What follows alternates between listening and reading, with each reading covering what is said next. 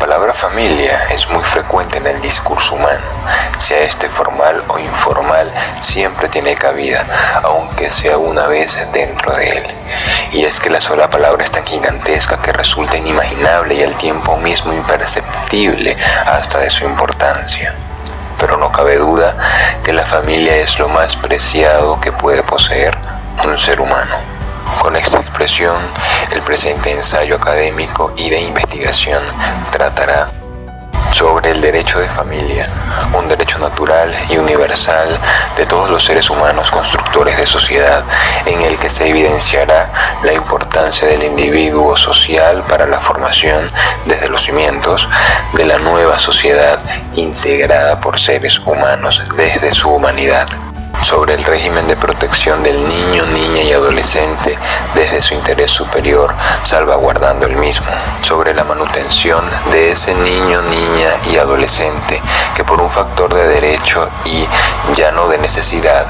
el padre cuya responsabilidad de crianza no la posea, debe costear la supervivencia del hijo hasta que éste, a la luz del ordenamiento jurídico, obtenga la mayor edad y pueda sobrevivir por méritos propios. Sobre el régimen de convivencia, desde la perspectiva del derecho que tiene el hijo de conocer e interactuar con el progenitor sujeto a esta condición. Sobre la restitución de custodia internacional, que por capricho o por un estado de necesidad es arrancado el hijo del progenitor que por autoridad de la ley le corresponde estar con él, y las instancias jurisdiccionales prevén los mecanismos para la restitución y las posteriores sanciones al infractor. Sobre la adopción internacional y el impero del interés superior del niño. Sobre otras instituciones,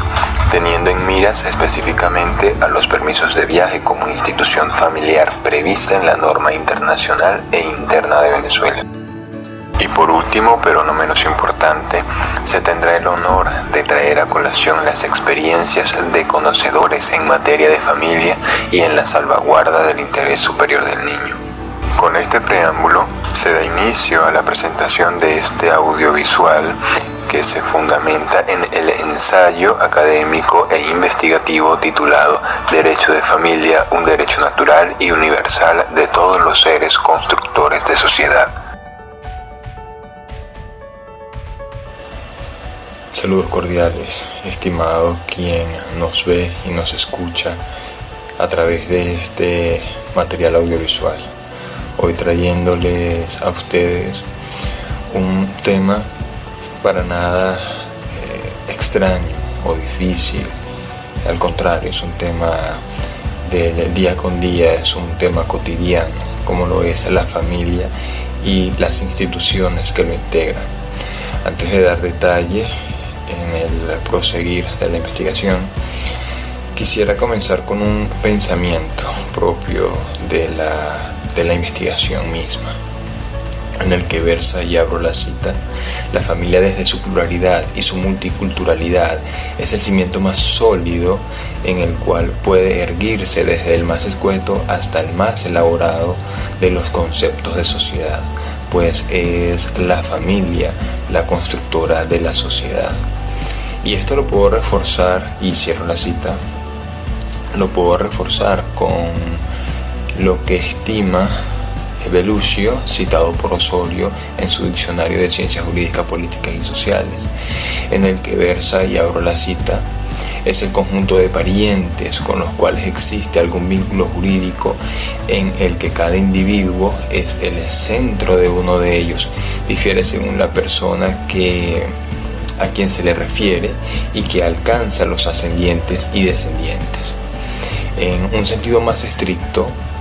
es el medio paterno-filial o agrupación formada por el padre, la madre y los hijos que viven con ellos o quienes se encuentran bajo su potestad,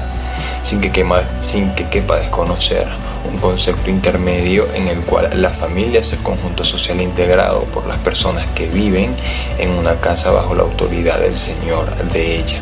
Y cierro la cita. Es tanto así que la familia, o en este sentido me refiero a que la familia es el todo, es el universo mismo que forma a su tiempo multiversos en esta maravillosa idea que es la sociedad, y que no solo es partícipe, sino que es constructor de ella. Y es tanto así que la propia Carta Fundamental, en su artículo 75, establece, y abro la cita: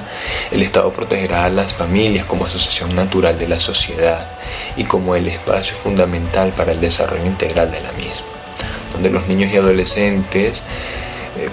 tienen el pleno derecho a ser criados en el seno de sus familias de origen. Y eso también incluye la adopción, que más adelante será profundizada por María. Estas conceptualizaciones de familia pudieran bien responder a las adaptaciones que ha hecho el legislador patrio de la legislación internacional, y esto me refiero a la Convención Interamericana de Derechos Humanos, que la República dejó de ser miembro en el año 1999 para luego en 2013 dejar de pertenecer al sistema interamericano de justicia. Pero dejando esto a un lado, el artículo 17 ordinal 1 de dicha convención establece que la familia es el elemento natural y fundamental de la sociedad y debe ser protegida por la sociedad y por el Estado. Allí es donde yo indico que hay influencia de la legislación internacional para con la legislación patria, y también se puede concatenar con el protocolo adicional a la Convención sobre Derechos Humanos en materia económica, social y cultural, o también conocido como Protocolo de San Salvador, en el que en su artículo 15 establece que, y abro la cita: toda persona tiene derecho a construir familia. Cierro la cita.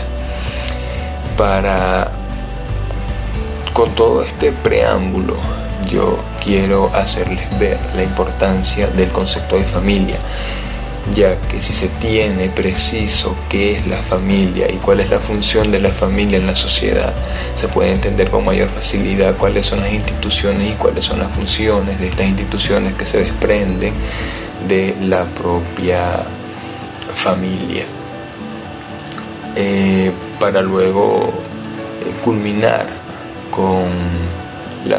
un pensamiento del doctrinario Osorio, en el cual dice que el vínculo familiar ofrece importancia jurídica porque da nacimiento a una amplia serie de derechos y de obligaciones específicamente referidos al matrimonio, a las relaciones paterno-filiales, a los alimentos y a las sucesiones. Con todo esto, sigo enfatizando la importancia que tiene la familia, las instituciones que se desprenden de ella para con el desarrollo de la sociedad y del individuo como tal. Entonces, con todo esto, y para dar honor al proseguir de esta investigación, cedo la palabra a mi estimada María para que continúe con el régimen y profundice el régimen de protección de niños, niñas y adolescentes a la luz de la Lex Fori y del derecho internacional privado. Sobre el régimen de protección de niñas, niñas y adolescentes, siendo visto no solamente dentro de Venezuela con nuestra Lex Fori, sino que va más allá de nuestro territorio, en esa esfera extraterritorial, que nuestros niños venezolanos no escapan de ello, puesto que hemos visto cómo los padres, por diversas razones, desplazan a sus hijos a otros territorios, pues con el propósito de unos en buscar una mejor vida. ¿Qué sucede? ¿Hasta qué punto nuestros niños y niñas están protegidos? Sí, efectivamente, como lo decía al inicio, tenemos nuestra Constitución de la República Bolivariana de Venezuela, tenemos nuestra Ley Orgánica de Protección de Niños, Niñas y Adolescentes, que define al niño hasta los 12 años de edad y al adolescente de 12 o más hasta llegar a los 18 años de edad. Y que también tenemos una ley de derecho internacional privado que busca esas garantías y en la que se menciona lo que es la jurisdicción, en lo que es competencia familiar, en lo que es adopción, que más adelante vamos a estar conversando al respecto. ¿Qué sucede? después de esta Lex Fori, vienen lo que es esos convenios internacionales que se crean y que sencillamente buscan que los estados partes respeten lo que allí se menciona. Dentro de esas convenciones tenemos una que quiero traer a colación y que estoy completamente segura que como estudiantes y futuros abogados conocemos, como lo es la Convención sobre los Derechos del Niño, Niña, que es de 1989, que es netamente de índole internacional, en donde allí se establecen derechos a la educación, derecho a la salud, el derecho y el respeto que tienen que tener nuestros niños, niñas y adolescentes o nuestros infantes, indiferentemente de su religión, de su edad, de su condición social. ¿Por qué? Porque rompe ese esquema tradicionalista y no es otra cosa que ese régimen de protección que ve a nuestros niños y niñas como sujetos plenos de derecho, no como objetos, y que en muchas ocasiones observamos que los padres lo ven de esa forma, pero para eso están los estados, para garantizar que ese niño, niña y adolescente no se le irrespete sus derechos. Cabe destacar también que estas convenciones buscan que el niño tenga esa seguridad, constitucional que le den los estados en cuanto a lo que es la manutención, como una obligación de los padres y madres o aquellos responsables que estén bajo su cuidado, lo que es el régimen de convivencia que tiene derecho todos los niños a tenerlo, lo que es la restitución de custodia internacional y que yo estoy segura que ustedes también han escuchado al respecto, lo que es la adopción como una institución familiar de protección y otras instituciones jurídicas vinculantes. En este momento el compañero Franji les va a conversar sobre lo que es la manutención,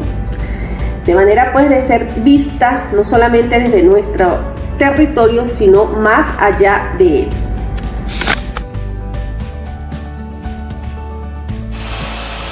Así es, María. Hablemos ahora de la institución familiar de la manutención o de la obligación de manutención internacional, que no es más que la acción de mantener a una persona, así tal cual lo expresa el diccionario de la lengua española. Pero acá hay una distinción en el ámbito jurídico, y es que antes de la Convención Internacional de Derechos del Niño de 1989 y posterior a ella la ratificación que hace Venezuela tras la entrada en vigencia de la Ley Orgánica de protección o para la protección del niño, niña y adolescente, el niño era visto como un objeto, como una persona que en sí no era persona, pues no gozaba de derechos, más era visto como que había que satisfacer algunas necesidades más básicas para su sobrevivencia por parte del progenitor. Esta evolución que hace el derecho internacional y posterior impulso que da a la evolución legislativa patria hace ver que el niño no es un objeto sino una persona, y que es un sujeto de derecho, y que estos derechos derivan necesidades para que los progenitores puedan satisfacerlas. Entre estos derechos está la satisfacción de necesidades tales como la educación, la salud, los medicamentos, la asistencia médica, la vestimenta y obviamente la alimentación, que era como se veía antes del relato a la obligación de manutención. Se veía como únicamente una obligación de alimentación y listo. Esto ya es un pensamiento que cambió a partir de lo que les comentaba.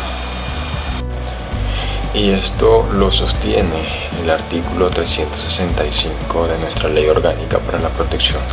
de Niños, Niñas y Adolescentes. En este contexto, quiero compartir con ustedes la decisión del Juzgado Superior de Protección de Niños, Niñas y Adolescentes del Estado Anzoátegui de fecha 3 de agosto del 2015, en el cual se decidió sobre la solicitud de manutención internacional. A grosso modo, los señores padre y madre, vamos a llamarlos de esta manera, para ilustrarlo mejor al entendimiento, estos señores padre y madre se divorcian en Argentina y acuerdan entre tantas instituciones la institución de manutención en favor, obviamente, del hijo en común. Esta madre decide venir a Venezuela o retornar a Venezuela con su hijo en compañía y decide incoar demanda para el pase de exequatur de la sentencia de divorcio y que surtiese los efectos de esa sentencia acá en la República. Entre otras de las peticiones, esta madre solicitaba que, como la manutención estaba cifrada en moneda extranjera, en dólares para ser más específico, esta solicitaba que fuese en bolívares, dada también la competencia de los tribunales venezolanos para decidir sobre esta materia, a la luz del artículo también 375 de la Ley Orgánica para la Protección de Niños, Niñas y Adolescentes, donde los progenitores pueden acordar no solo el monto, sino los medios de pago. Entonces, a la luz de todo ello, el tribunal, al transcurrir el procedimiento pertinente, acordó no solo el pase de exequatur, sino las demás solicitudes que estaba haciendo la madre en favor de su hijo y a las que se obligaba el padre. Más adelante, y en la misma tónica, la Sala Constitucional del Tribunal Supremo de Justicia, en sentencia 697 de fecha 14 de agosto del 2017, señala que en ámbitos de manutención internacional que esté cifrada en moneda extranjera, puede el padre que tenga bajo su responsabilidad la custodia de ese hijo puede hacer las gestiones cambiarias. También la Sala Político-Administrativo del Tribunal Supremo de Justicia, en sentencia número 152 de fecha 7 de julio del 2021, en el cual establece que tanto la Ley Orgánica para la Protección de Niños, Niñas y Adolescentes, así también la Ley de Derecho Internacional Privado, toman como factor de conexión la residencia habitual o el domicilio, en este caso el niño, niña y adolescente, también así para fijar la competencia y la jurisdicción y competencia del tribunal afín al caso. En este contexto, la sentencia habla sobre la demanda incoada por una madre en favor de sus hijos para la manutención internacional. En este sentido, los hijos de la mencionada son residentes o tienen su residencia habitual en la República de Portugal, cosa que la Sala Político-Administrativo determina que al no estar los hijos en la República es improcedente la demanda. Entonces el máximo tribunal, en virtud de guiarse por la doctrina del domicilio, obviamente que desestimó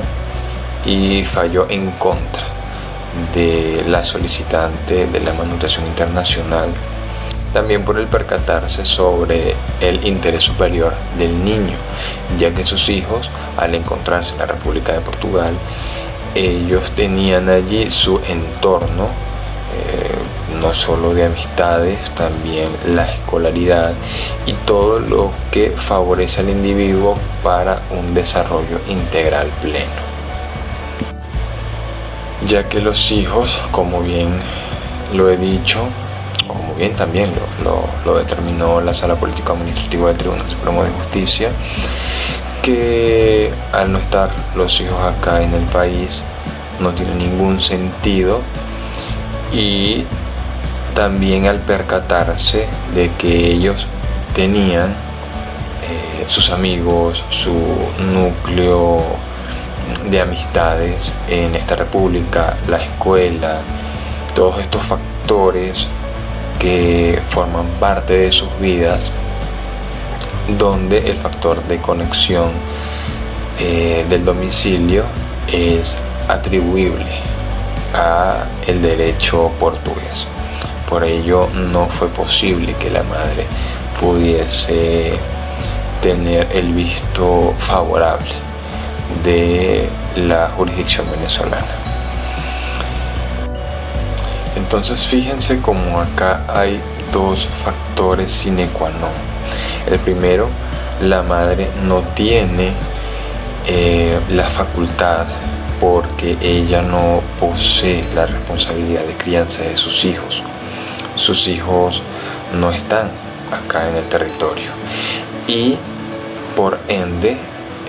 los tribunales venezolanos no son competentes para conocer de la pretensión de esta madre. También hay que connotar que no es necesario con que este progenitor al que se pretende obligar esté en otro estado. Basta con que los bienes afines al cumplimiento de esta obligación de manutención internacional estén en ese otro estado para que se pueda dar esta situación. Entonces acá hay una distinción, ya no cabe el factor de conexión del domicilio, sino el factor de conexión acorde a la Lex Recitae en torno a los bienes de este progenitor que va a ser objeto de la obligación de manutención internacional. Entonces con todo este relato quizás toco lo más llamativo a la luz de la institución familiar, de la manutención internacional, y sigo acomodando el camino para que la temática siga su curso, ahora con la palabra de María en cuanto al régimen de convivencia internacional refiere. Abordemos ahora el tema del régimen de convivencia. ¿Qué es el régimen de convivencia? No es otra cosa que cuando los padres están separados y a uno de ellos le queda la custodia de sus hijos, pero el otro progenitor sigue teniendo ese derecho de ver, de estar en contacto con el niño, niña o adolescente. Ahora bien, ¿qué pasa con ese régimen de convivencia cuando uno de los progenitores se va del país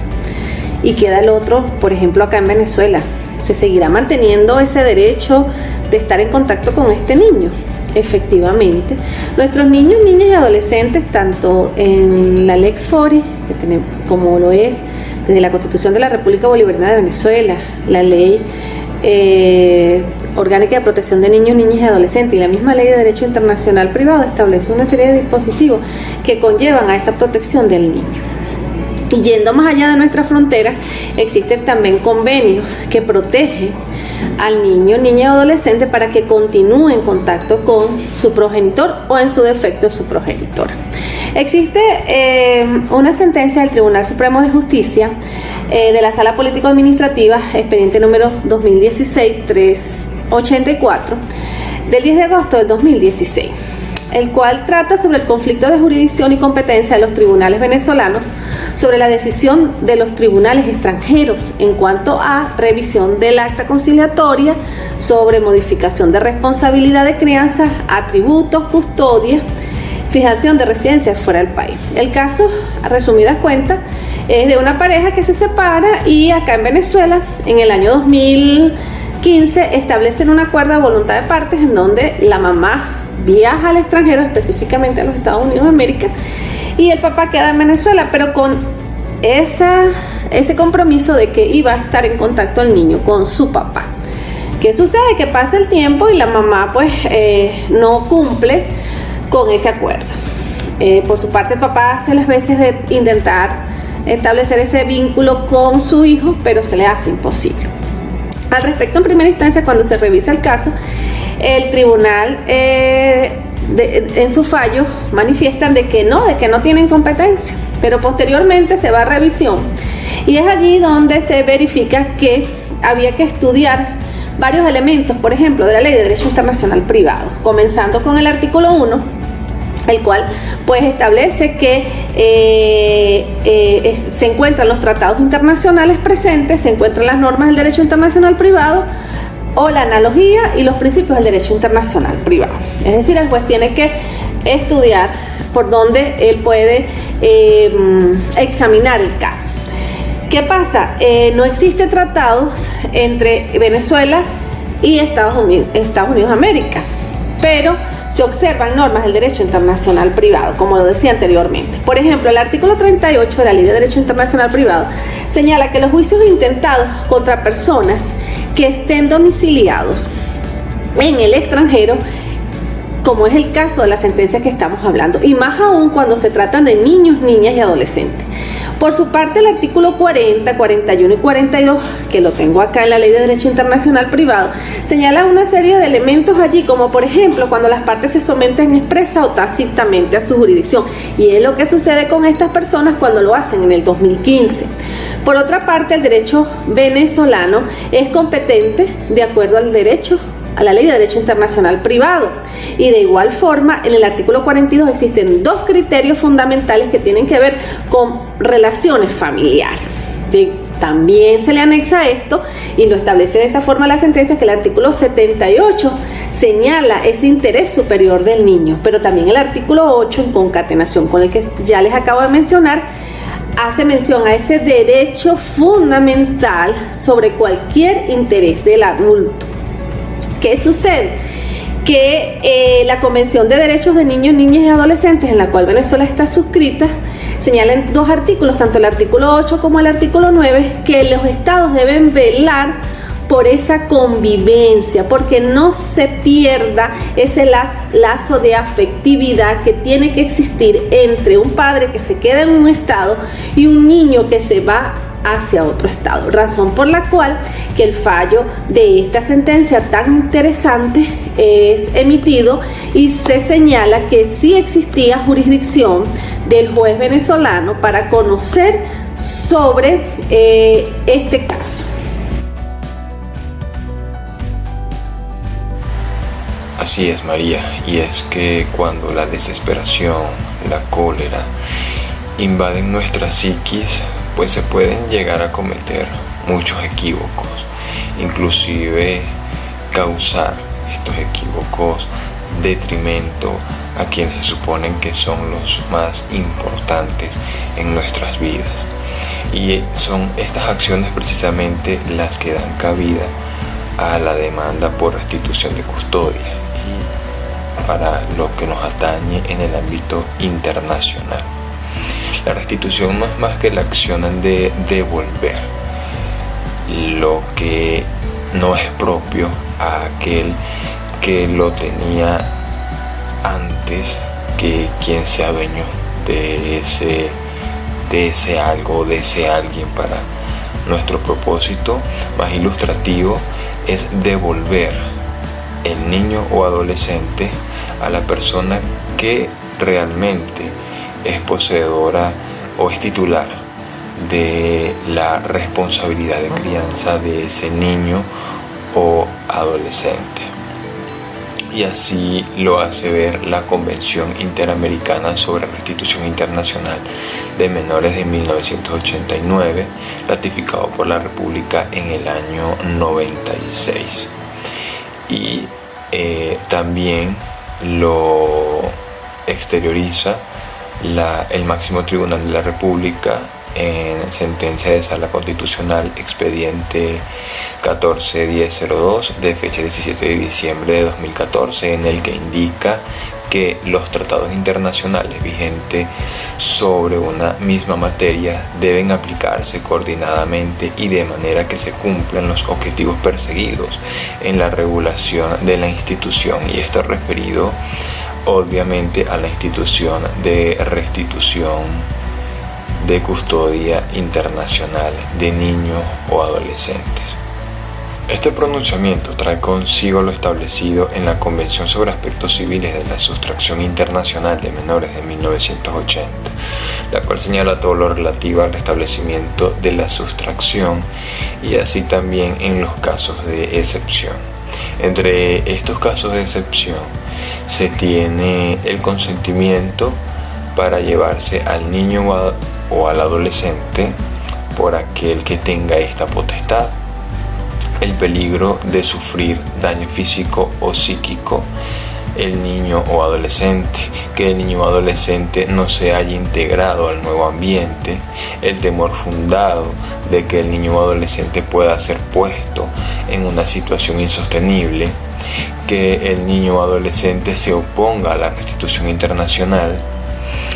que la restitución de custodia vaya en contra de los principios fundamentales del Estado requerido,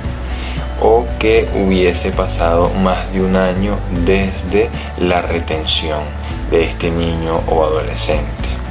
o que la restitución signifique una violación de los derechos del niño o adolescente y así también de sus padres. Para evitar ello, se requerirá una autorización para viajar al extranjero,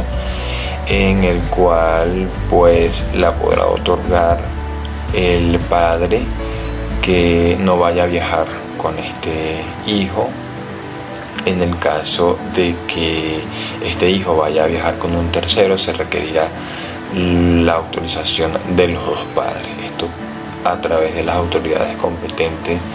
del Estado que vaya a ser el emisor de esta autorización, pero en este paréntesis vamos a profundizarlo un poco más adelante. Ahora, ¿cómo se distingue entre un traslado y una retención? Sencillamente con la violación del derecho de custodia o del régimen de convivencia que se ejerciere antes de que ocurriera el hecho de la sustracción del niño o adolescente del seno de quien poseía la responsabilidad de este niño o adolescente. Todo bajo el imperio de la ley de residencia habitual del niño o adolescente. Esto también lo sostiene la Convención Interamericana sobre la Restitución de Menores, en que el Estado donde se encontraba la residencia habitual del niño o adolescente que fue sustraído puede solicitar a ese otro estado donde este niño o adolescente la restitución de custodia internacional. En este caso, el estado requerido puede omitir esta solicitud en virtud de que se percate en que se está violentando sus principios fundamentales o el interés superior del niño. Para mayor comprensión de este escenario se trae a colación la sentencia de la Sala Constitucional expediente 14-1002 de fecha 17 de diciembre de 2014, en la que trata sobre una madre que sustrae a su hijo desde España trayéndolo a Venezuela. Esta madre es venezolana y en consecuencia su hijo es venezolano a la luz del artículo 32 ordinal segundo de nuestra Constitución Nacional.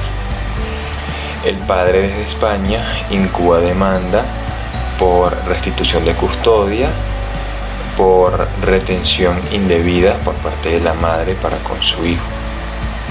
La máxima instancia, tras el recorrido, sostiene que es procedente la restitución de custodia internacional, imponiendo al padre las costas por el traslado tanto de la madre, que poseía todavía la custodia del hijo, como del hijo mismo hasta España, tomando en consideración el artículo 3 literales A y B de la Convención Interamericana sobre Restitución Internacional de Menores. Otro ejemplo práctico que se trae a colación es la decisión del Tribunal de Primera Instancia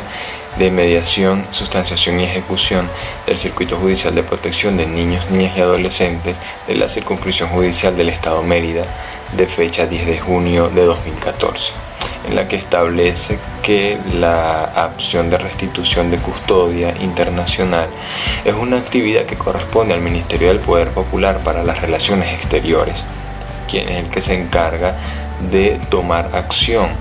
como autoridad central, exhortándole a la madre que se dirigiese a este despacho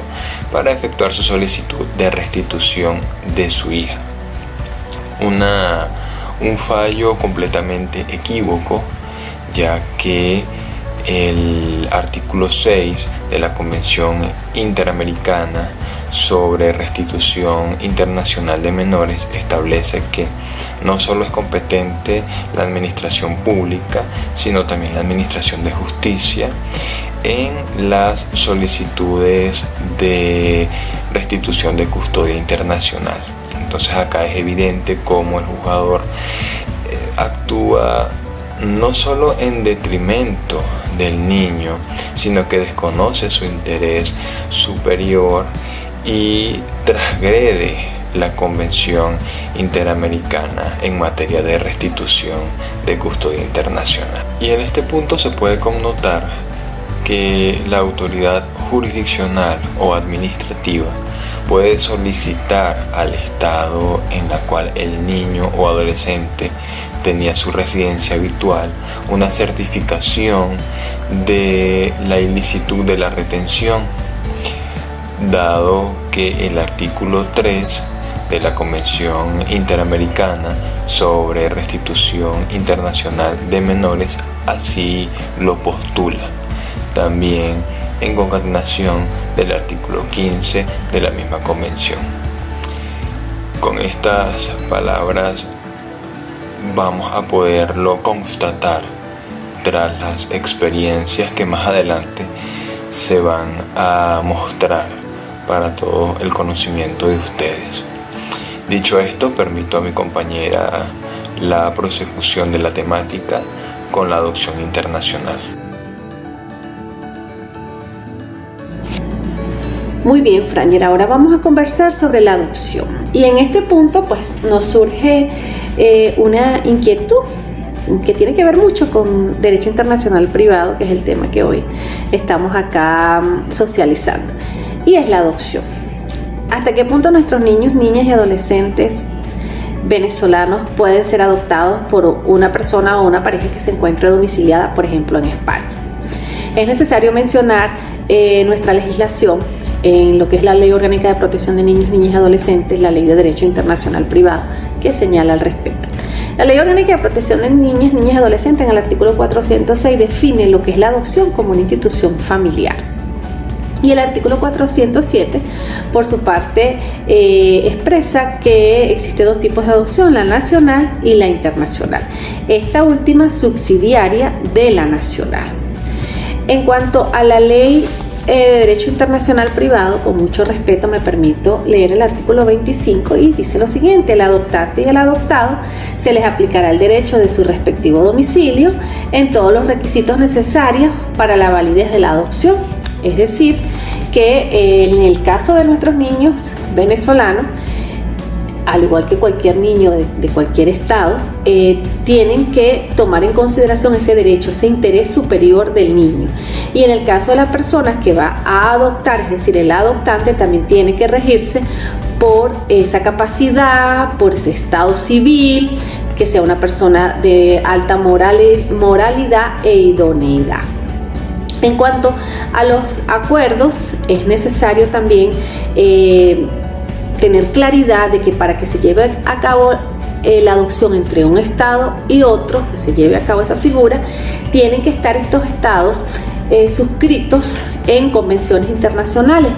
como por ejemplo la Convención Internacional sobre los Derechos de nuestros niños y niñas, que ya hemos hablado anteriormente, que no es otra cosa que buscar salvaguardar esa protección integral del interés superior del niño. Y existe la Convención para la Protección del Niño y la cooperación en materia de adopción internacional. ¿Qué procedimientos establecen allí? Bueno, sencillamente que en el caso de nuestros niños y niñas es necesario tener ese informe biopsicosocial de cada uno de ellos, que nos va a permitir ver cómo están a nivel psicológico, a nivel social, a nivel integral. Y en el caso del adoptante, tiene que cumplir también con una serie de requisitos para ser llenados en el expediente, donde allí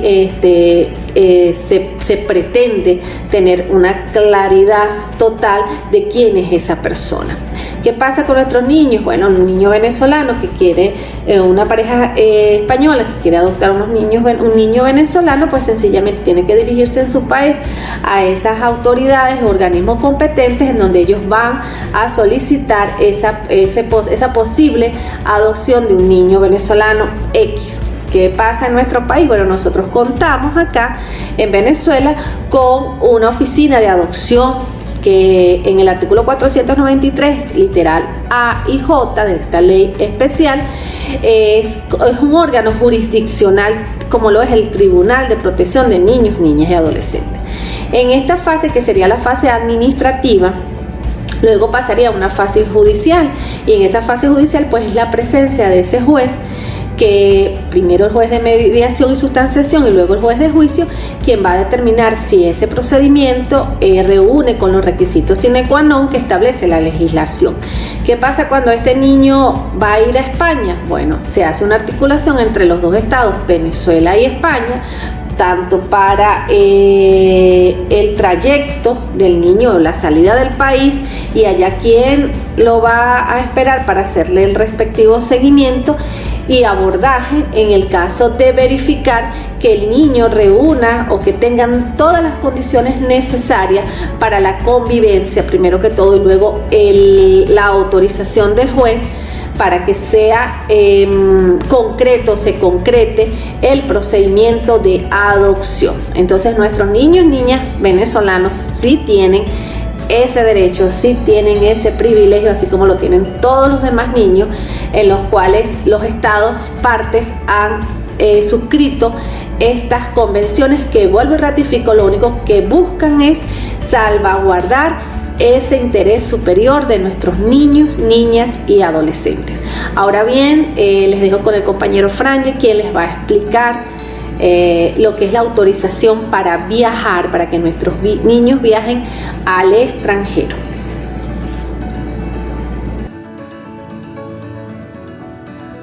Quizás este escenario les suene familiar, pues ya se ha tocado grosso modo en otra institución familiar, como lo es la institución familiar de restitución de custodia internacional.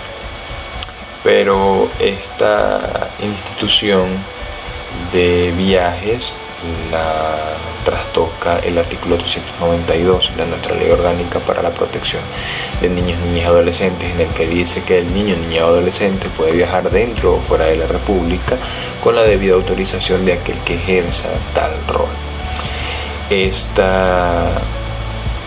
se puede solicitar a través de los consejos de derechos de niños, niñas y adolescentes de la zona geográfica a la cual tenga su hábitat el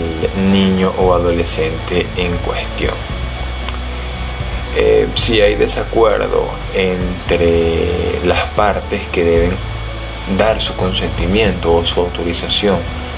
para que esto se lleve a cabo, puede hacerse a través de la intervención del juez de protección de niño, niña y adolescente, para que éste, a través de su criterio y teniendo en consideración el interés superior del niño, pueda emitir una decisión en cuanto a la prudencia o no de la autorización de viaje, bien sea dentro o fuera del territorio nacional. En este camino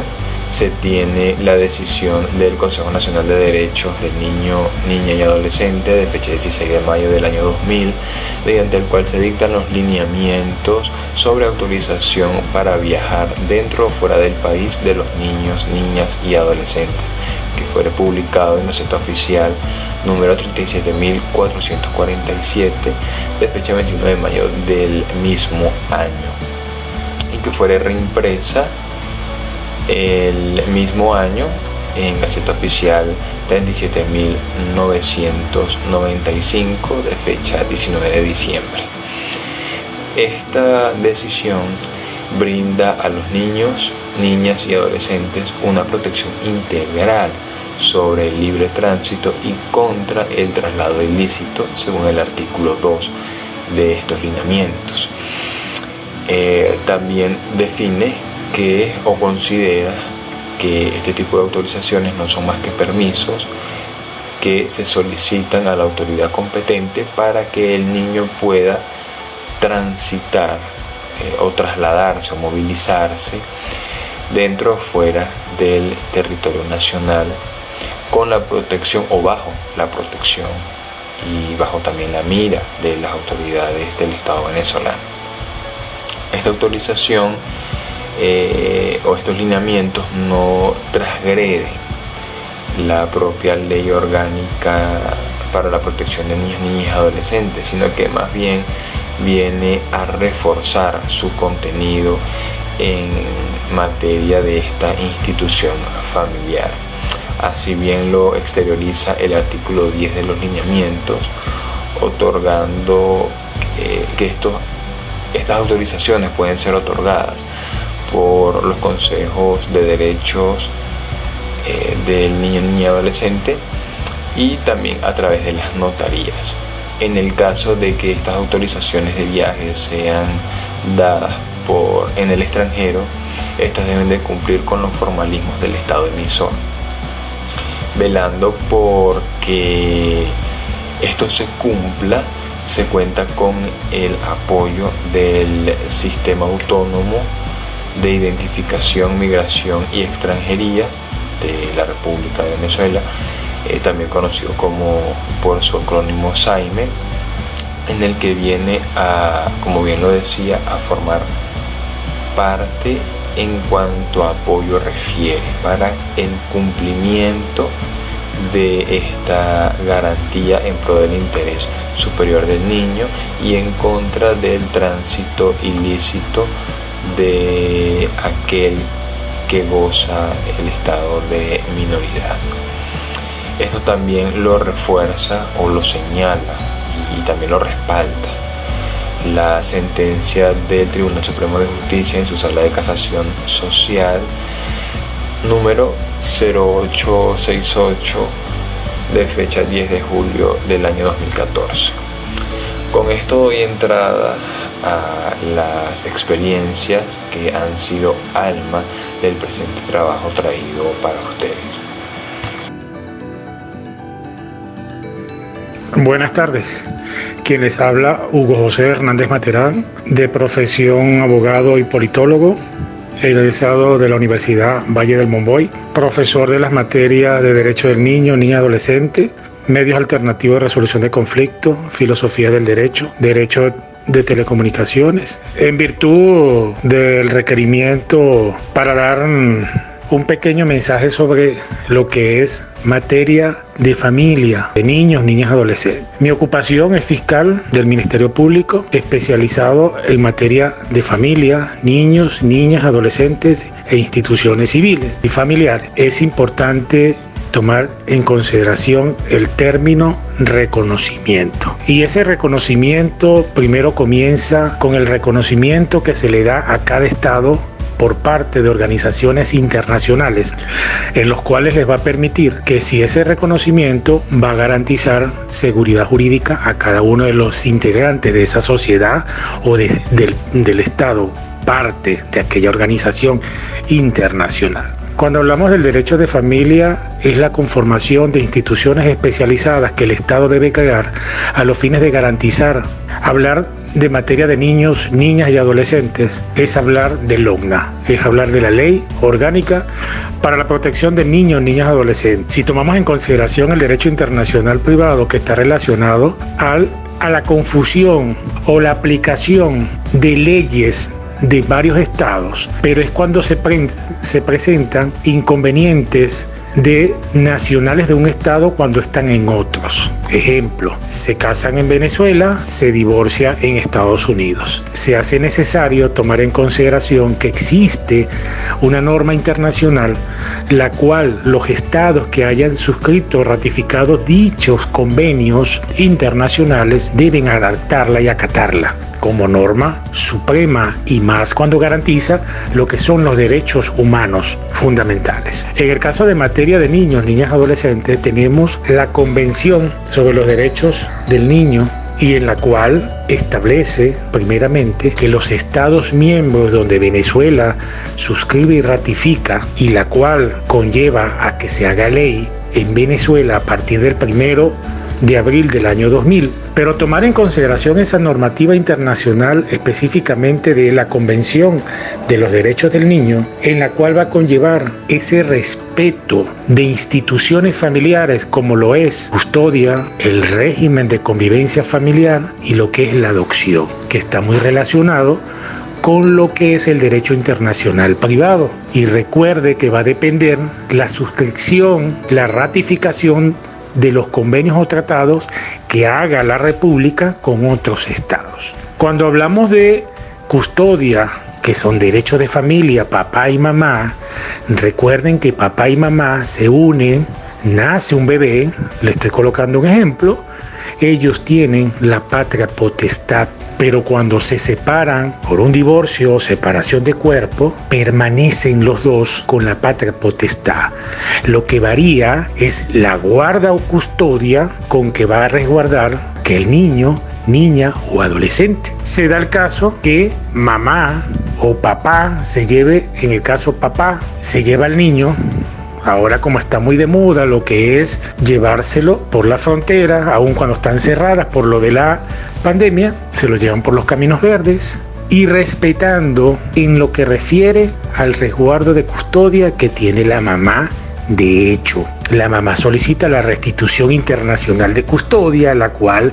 está fundamentada en la Convención Interamericana sobre Restitución Internacional de Menores, establecida en Uruguay el 15 de julio de 1989, y en la cual se considera esa restitución internacional de menores. El artículo 4 de esa convención señala: se considera ilegal el traslado a la retención de un menor cuando se produzca en violación de los derechos que ejercía individual o conjuntamente los padres, tutores o guardadores o cualquier institución inmediatamente antes de ocurrir el hecho, de conformidad con la ley de la residencia habitual del menor. ¿Cuál es el procedimiento a seguir en el caso de Venezuela? ¿Cómo suscribió y ratificó esta convención Interamericana sobre Restitución Internacional de Menores de 1989? En el artículo 8 señala el procedimiento para la restitución. ¿Quiénes son los titulares del procedimiento de restitución? Podrán ejercerlo conforme a lo dispuesto en el artículo 6. ¿Qué dice el artículo 6? Son competentes para conocer de la solicitud de restitución de menores a lo que se refiere esta convención las autoridades judiciales o administrativas del Estado parte donde el menor tuviera su residencia habitual inmediatamente antes de su traslado o de su retención. De la siguiente forma se realiza a través de exhorto o carta rogatoria, mediante solicitud a la autoridad central o directamente o por la vía diplomática consular ante la autoridad central que está en la Cancillería, en el Ministerio del Poder Popular de las Relaciones Exteriores. Esa autoridad central tiene un número de teléfono en virtud de aquel requerimiento por parte de la madre, le va a atender una operadora. Esta operadora le va a facilitar a través de su correo, que le va a enviar el correo personal de la progenitora, 14 planillas, la cual debe cumplir las formalidades de ley, y el requisito sine qua non es el domicilio, es decir, es la dirección donde tengan al niño retenido, a los fines de que se puedan realizar los procedimientos administrativos correspondientes en cuanto a la restitución internacional de custodia. Entonces estamos viendo que sí existe una relación con el derecho internacional privado, porque es un requerimiento de un particular, ¿ok? Igualmente, esta Convención Interamericana sobre Restitución Internacional de Menores también trata en la referente a el derecho de visitas. Se cumplen las formalidades a través de la autoridad central, tal como lo señala el artículo 6 de esta convención, concatenado con el artículo 4, y en la cual artículo 21 señala el derecho de visita. La solicitud que tuviere por objeto hacer respetar el ejercicio de los derechos de visita o el régimen de convivencia familiar llamado en Venezuela a través de la reforma de la LONNA del año 2015 por parte de sus titulares podrán ser dirigidas a las autoridades competentes de cualquier estado. Conforme a lo dispuesto en el artículo 6 de la presente convención, el procedimiento respectivo será el previsto en esta convención para la restitución de menores. Entonces estamos relacionados o concatenados con lo que tiene que ver con custodia, el régimen de convivencia familiar y lo que es la adopción. La adopción es un punto importante también porque es un derecho de familia, aun cuando es una modalidad de familia sustituta, a través de lo que es la doctrina de protección integral en la Convención sobre los Derechos del Niño, la cual señala en el articulado de el número 21, señala: los estados partes que reconocen o permiten el sistema de adopción cuidarán de que el interés superior del niño sea la consideración primordial, es decir, que se reconoce la adopción respetando la nacional en cada estado parte, pero también la adopción internacional cuando no se logra de manera adecuada en el país de origen buscar una familia adoptiva, se permitirá la adopción internacional. Entonces, por lo tanto, se tiene que tomar en consideración que el requerimiento en cuanto al derecho de familia, tomando instituciones familiares como custodia, el régimen de convivencia familiar y la adopción, tienen una relación íntima con el derecho internacional privado porque va referente a lo que es el derecho de particulares, y que necesariamente cuando lo trasladan a otro estado, aun cuando son parte de esa convención, existe el choque de leyes. Pero ¿qué va a prevalecer? El interés superior del niño, niña y adolescente, y aún más cuando existe una convención internacional de los derechos del niño, y se debe tomar en consideración esa convención y aquel estado estar pendiente, los particulares, si suscribió y ratificó dicha convención. Pero necesariamente debemos, para concluir de manera de resumen, que sí existe una relación de estas instituciones familiares con el derecho internacional privado, repito, porque son derechos de los ciudadanos, derechos de los particulares que concatenan con los derechos fundamentales, porque tenemos el derecho de interponer las denuncias correspondientes cuando sentimos que ha sido vulnerado unos derechos de familia y por lo tanto esa ilegalidad que se ha conllevado debe tratarse de resolver y de garantizar aquel derecho fundamental. Entonces, por lo tanto, ese derecho internacional está enmarcado en los tratados y convenios que los estados que las suscriben y las ratifican cumplan y se garantice la seguridad jurídica internacional. Dando continuidad a este trabajo de investigación de campo, procedemos a narrar el caso del señor Cubero, el cual se llevó a cabo en el año 2016. Donde él autoriza a la madre de su hijo de 3 años, a través de un permiso notariado por 15 días, a viajar a España.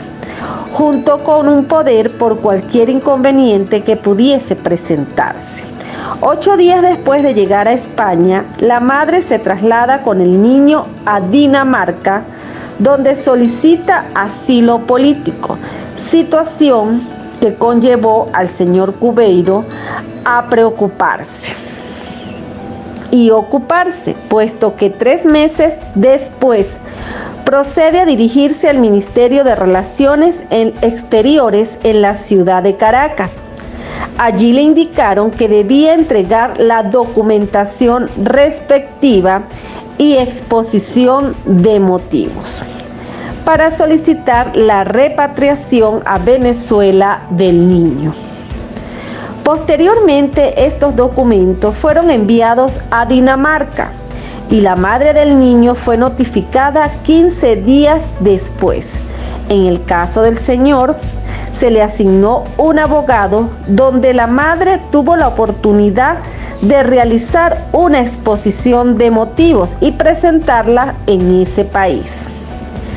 Sin embargo, la madre corta toda comunicación con el señor Cubeiro, sin permitirle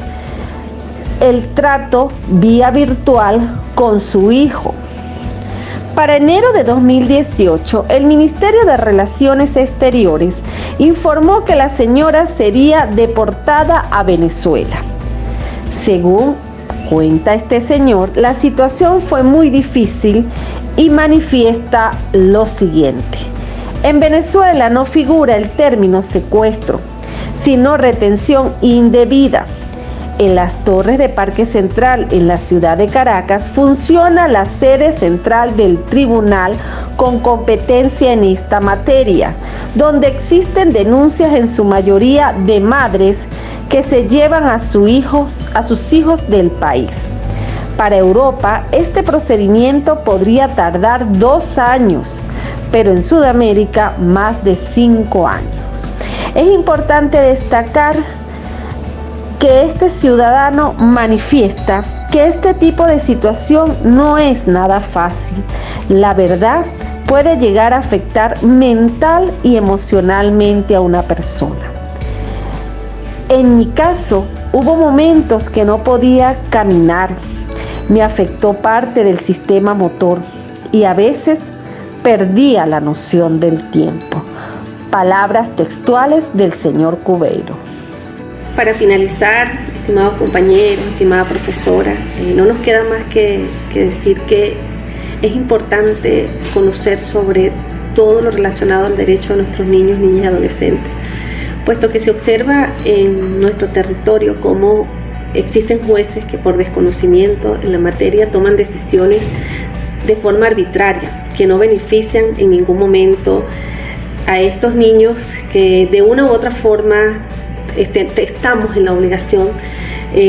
como Estado de velar por sus intereses.